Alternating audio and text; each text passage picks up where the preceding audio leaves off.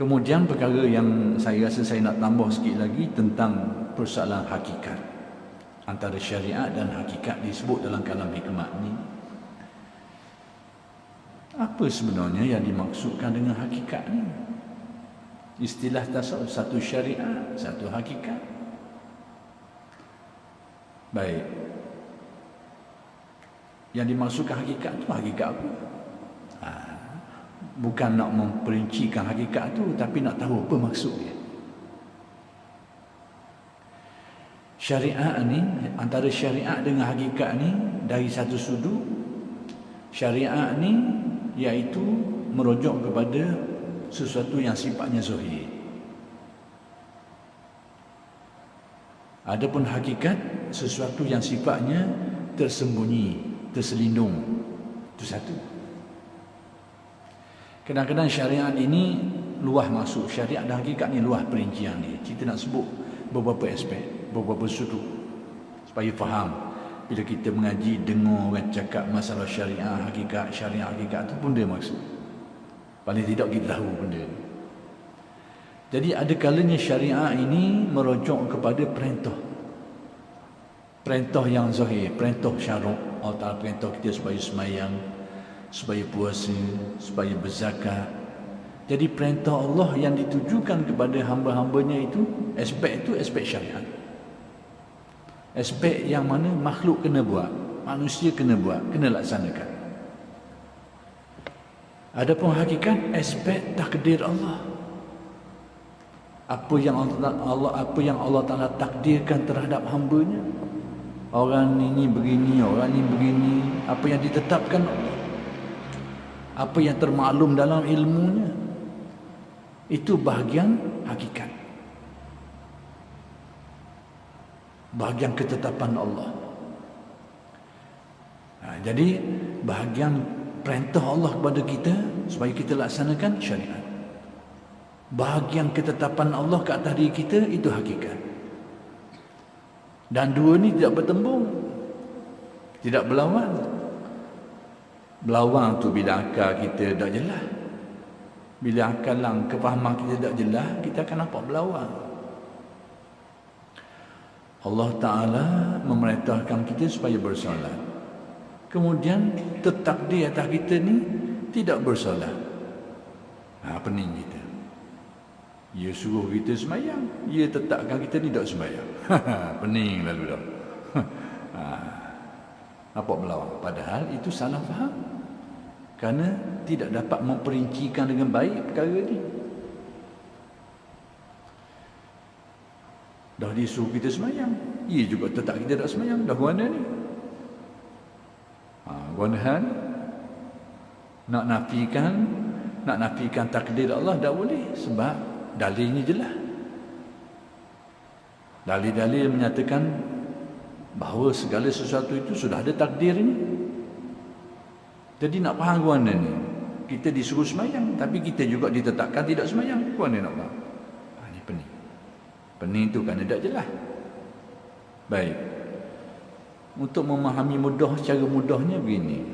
Antara syariat, ini antara syariat dengan hakikat kan. Cara mudah, nak beri contoh mudah. Syariat kita fahamlah perintah Allah. Hakikat ni takdirnya, antaranya. Dah guana nak susiku tu, kena faham molek. Syariat ni perintah Allah kepada kita supaya buat. Usahakan untuk laksanakan. Adapun hakikat, antara maknanya ketetapan Allah kat atas diri kita. Baik. Bila kita disuruh bersolat, kemudian takdir Allah Ta'ala kat atas diri kita ni kita tak tahu. Sama ada kita boleh buat berlaku solat tu ke tak berlaku, kita tak tahu. Kita sendiri tak tahu. Apakah kita akan bersolat atau tidak bersolat. Takdir Allah kat atas kita ni, kita tak tahu benda tu. Tahu tak tahu bila sampai masa dia. Semayang zuhur esok, kita tak tahu kita akan semayang ke tak. Tengok esok lah. Berlaku tak? Bila berlaku, itulah yang ditakdirkan ke atas kita. Benda rahsia, kita tak tahu. Tapi syarak ni, syariat ni perintah kita supaya laksanakan semayang. Maka ketetapan akan berlaku ke tak tu serah pada takdir dia. Dah kalau gitu dosa pahala guana, berkait dengan dosa pahala. Kalau kita tak faham molek jadi pening.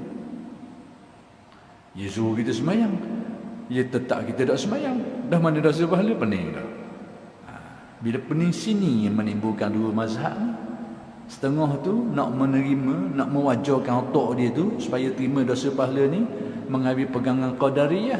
Kita ada kuasa mutlak, tak terikat dengan takdir Allah Ta'ala dah. Maka atas kita nak buat ke tak mau buat, maka di situ kita dibalas, ditentukan dosa pahala. Ada pasal gitu, jadi qadariyah. Ada sekelompok pula dia mikir pasal lain. Mikir pasal mana? Dia kata Allah Ta'ala takdirkan belaka dah, suruh ke dia lah, tak payah buat apa, tunggu lah. Lepas tu sekadar tu boleh tahan lagi. Lalu keinginan nafsu dia nak buat jahat tu, dia buat jahat pun dia rembah situ juga. Atas dia belaka, kendak dia belaka. Jadi Jabariyah. Ini punca timbul Qadariyah Jabariyah ni kerana pening bab ni. Maka petua mudah nak faham, kita kena faham dua konsep ni. Ada syariat, ada hakikat. Syariat perintah Allah kepada kita supaya buat, supaya laksanakan. Hakikat takdir Allah kata kita ni, sama ada berlaku tak berlaku atas ketentuan Allah tu takdir. Dah rasa pahala kat mana? Itulah yang disebut sebagai niat. Itulah yang disebut sebagai usaha, ikhtiar. Yakni niat kita, ikhtiar kita, usaha kita. Atas itulah adanya dosa dan pahala. Atas niat kita, atas usaha kita, atas ikhtiar kita tu, di situlah tertentunya sama ada dosa atau pahala. Bukan atas kejadian. Baik, tengok. Sekiranya kita diperintahkan supaya solat dan kita berusaha nak laksanakan dia, bila muafakat dengan takdir Allah, berlakulah, berpahalalah, dapatlah pahala, terlaksanalah perintah Allah. Tapi kadang-kadang kita berusaha perintah Allah supaya bersolat ni, kita berusaha nak laksanakan dia, tapi sampai masa tak berlaku. Mungkin disebabkan kerana terlupa, sampai masa jadi lupa. Pagi tu nak niat dah, nak pergi semayang zuhur dah ni, nak pergi semayang zuhur kat kita tunggu sekejap, kali-kali jenis tak pelupa, dah ingat setara, sehingga tidak terlaksana solat tu. Jadi tidak terlaksana solat itu sudah ditakdirkan seperti itu. Dah mana bagian dosa pahala? Tengok apa niatmu, apa usahamu, apa pilihanmu, apa ikhtiarmu. Jadi kalau kita memang berniat nak laksanakannya, berusaha nak laksanakannya, tiba-tiba tak berlaku kerana takdir Allah tak gitu, maka tidak dikira dosa. Sekalipun perkara itu tak berlaku, tak semayang dia gitu. Sebab apa tidak dikira dosa? Sebab itu bukan yang diusahakan dia, bukan yang dia niat, bukan yang dia nak buat.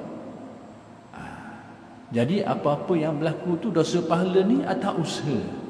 Kalau dalam Al-Quran, perkataan yang digunakan adalah kasbu, yang kita selalu sebut dalam ayat-ayat Al-Quran bagi kalau pada waktu kita bertahlil, laha ma kasabatu alaiha maktasabat. Itu bagian manusia. Manusia ni akan memperolehi menurut apa yang diusahakannya, bukan atas apa yang berlaku tu, atas apa yang diusahakan. Kalau dia berusaha nak buat baik, dengan takdir Allah berlaku, jadi. Dia berusaha nak buat baik, tiba-tiba takdir Allah tak gitu, tak berlaku. Jadi tak berlaku ni, niat kita ni nak buat baik, sekalipun tak berlaku, dengan kemurahan Allah, Allah Ta'ala tetap kira juga. Kira juga, beri pahala atas kemurahan dia. Dalam bab baik ni, neraca yang digunakan untuk menilainya adalah kemurahan Allah, fadlullah. Jadi kita niat nak buat baik, tiba-tiba terhalang, tak kesampaian niat kita tu. Tapi kita memang berusaha nak buat, berniat nak buat, berusaha nak buat, tapi ada halangan, tak jadi, tak berlaku. Tetap diberi ganjaran, sekalipun tak terbuat perbuatan tu, tetap diberi kerana kemurahan Allah, fadlullah. Tapi dalam bab dosa, neraca yang digunakan untuk mengukurnya lain sikit. Itu neraca adil Allah. Adil dia. Kita ada niat nak buat jahat, tapi mungkin tak ada dalam takdir. Niat ada nak buat jahat, nak ambil barang orang, niat. Dah berusaha nak pergi ambil, tiba-tiba terhalang, ada orang bagi, tak boleh nak ambil. Tak berlaku lagi kecurian tu. Maka belum dikira. Allah Ta'ala menilai kini dengan adil dia tu. Lagi tak buat, lagi tu tak dikira. Jadi dosa pahala bukan atas kejadian, atas usaha dia. Sebab itu apabila berlaku kemaksiatan, berlaku kejahatan dan keburukan pada seseorang yang tidak menginginkannya, bukan niat dia, bukan usaha dia, berlaku atas diri dia, dia tidak dikira berdosa di sisi Allah.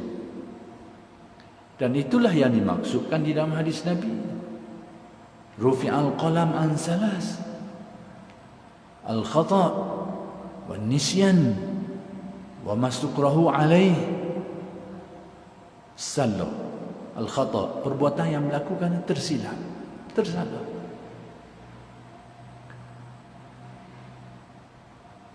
Terlupa, perbuatan yang berlaku dia lupa, terpaksa. Tiga-tiga perbuatan ini perbuatan yang tak ada niat belaka. Salah, terlupa, terpaksa, bukannya disengajakan, bukannya diniatkan, bukannya diusahakan. Sekiranya perbuatan maksiat tu berlaku, dan berlaku dia tu sama ada tersalah atau terlupa atau terpaksa, tidak dikira berdosa. Sebab apa? Dosa pahala tu bukan atas kejadian perbuatan tu, tapi sejauh mana dia berniat dan mengusahakannya. Jadi tidak berlaku pertemuan antara syariat dengan hakikat. Dia berusaha, berniat nak semayang dan berusaha, takdir ada dah. Kalau ada takdir berlaku, tak ada takdir tak berlaku. Sekiranya tak ada takdir, tak berlaku solat tu.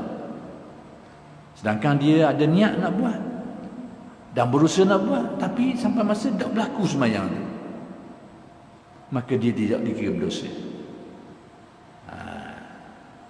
Jadi antara syariat dengan takdir ni, takdir hakikat takdir Allah Ta'ala ni, di sana ada sesuatu yang disebut sebagai usaha.